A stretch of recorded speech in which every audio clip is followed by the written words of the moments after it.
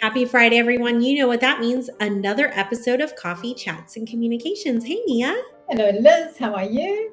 I'm good. I'm bracing for our winter storm coming this weekend, but you have already lived the first phase of yours. We've just got the first phase, and it's just this continuing freezing tundra ice-scape.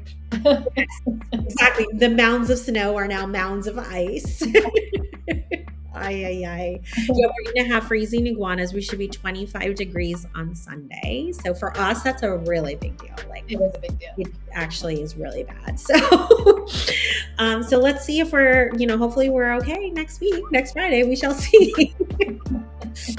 So Mia, with that said, we've spoken in years past about, hyper personalization. And years ago, when Spotify first came out with their year in review, it was really good. It was like, wow, look, they're personalizing to every single individual user's music. And this is great. This is super cool, right? It makes sense. So music, it makes sense. I get that from Strava, which is an app that tracks your activities. I track my running. And, Strava does your year in review, how much you ran, when you didn't run. Usually, my summers are dead.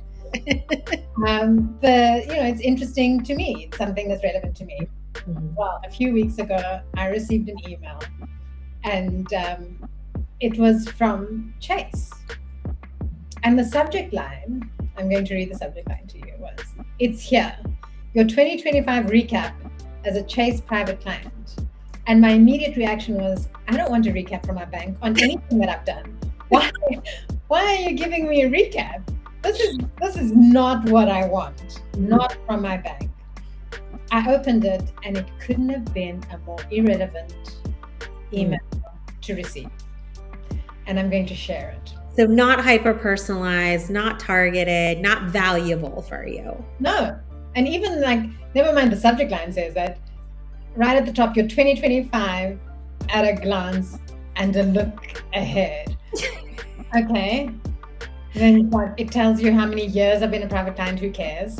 Mm-hmm. What fees I've saved on. Yeah, that's the whole point. Yeah, it's why you chose this account. I know what fees I saved. Thank you. And that's not a real differentiator in the market, let's be honest, right? Every single bank is going to have some similar options. Correct.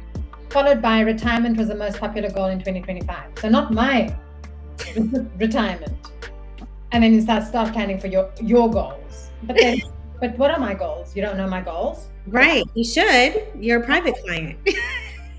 If I'm a private client, why don't you know my goals? And why isn't that from your actual advisor? Correct.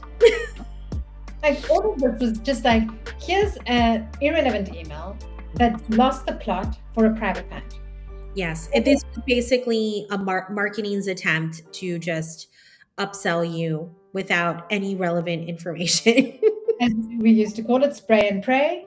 Yeah. But this is when you're dealing with, your clients, you better be relevant, and you better be speaking to the client that you're sending this communication to. Does it make sense for them? None of this made any sense for me.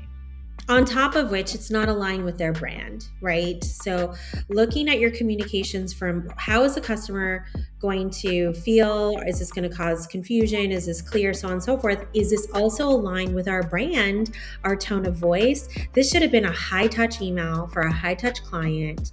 This should have absolutely been valuable for you.